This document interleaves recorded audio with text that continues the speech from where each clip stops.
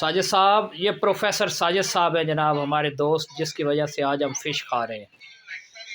یہ پروفیسر عمران صاحب، عمران زاہد صاحب، پروفیسر عمران صاحب ہماری کوکنگ کے فرائض سر انجام دیتے ہوئے، پروفیسر اسد اقبال صاحب، اور میں اسد ریاض جگپا آپ کے سامنے۔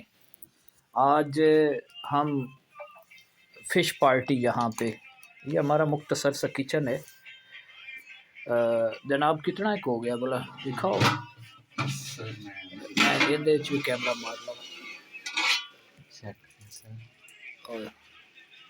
یہ سر فش سالن ہے نا، مردہ لوگ زندہ نالوں زیادہ پھل وصول کرتے ہیں، because regret is stronger than gratitude۔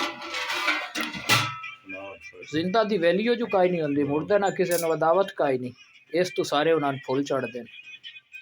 اصل مقصد ہے او جویں او تسی، ہاں جی بالکل، مڑ سارے آندے چنگا جی، بڑا چنگا جی، جتن تے تسی بول دے ہو اتن تے تسی بیٹھے ہو، جیسے تھوڑی زبان خاموش ہو گئی تسی چنگے۔